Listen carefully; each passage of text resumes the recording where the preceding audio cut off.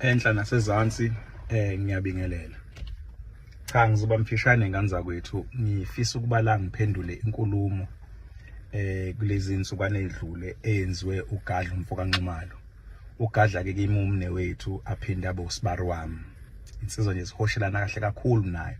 Kepha le nkulumo ngithi angiyiphendule ngoba Gadla kunabantu abaningi abayizinsizwa eyisencane eyikholela kuwena ngoba umholi uma phambi kwabantu nje ubucula uma phambi kwabantu kunabantu abaningi noma yini oyikhulumayo abazoyithatha njengeqiniso kugcine konakala nezingane abazoyithatha njengeqiniso sibari kugcine konakala ngisho nezingane zethu lezi esizamayo ukuthi siyikhulise ngesizulu ekuyiso kulelizwe eselabanjena.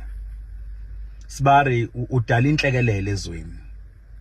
Lento ikhulumayo sibari ukuthi umuntu uba umnomzane lapha ekugane khona ingane yakhe, awubi umnomzane uma ngabe ingane yakho ingaganile, uba umnomzane ngoba uganisile ingane yakhe yagana. Lo nkulumo sibari ihlanakezelwe.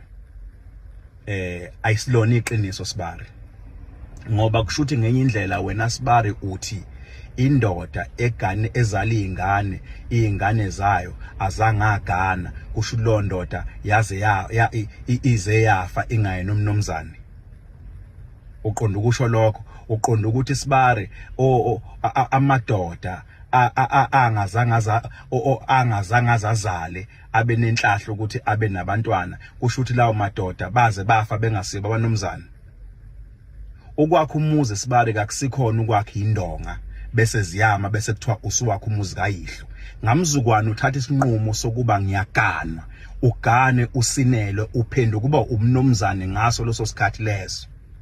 Ingakho phela ekhaya bengingavumelekile ukuthi ushaya amandla komuzi umisa amadolo ungagani bekubuza kuthiwa mfana wami usuyanumuza yini, wamisa amadolo usuyanumuza yini, ngoba usiya umnomzane ofanele ukumisa amadolo.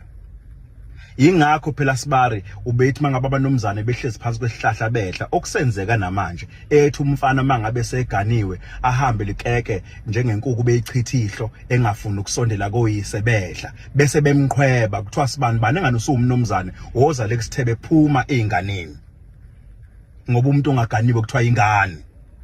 So lenkulumo sibari oyishoka kakusiyona sibari.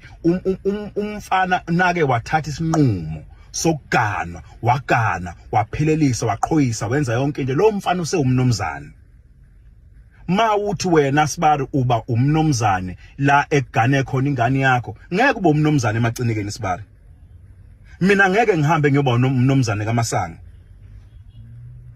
noma kaNdilo. Ngeke. Ngiumnomzane ekhaya njoba ngiganiwe ngakho umuzi kababa ukukhanda umuzi kayihlo kakusikhona ukwakhe indonga.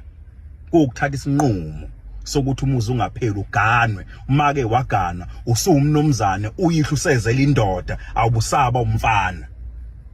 Ngakho sibari ngithi lento kasiyilungise ngoba sibari uma phambi kwabantu baningi abantu abakholela kuona udala insambatheko ongakazi uyibone ezweni kuzomosheka ngisho lezi izingane esizele ngoba lenkulumo zoze zife zibuka zicabanga ukuthi ziyoba abanomzane la kugane khona izingane zazo.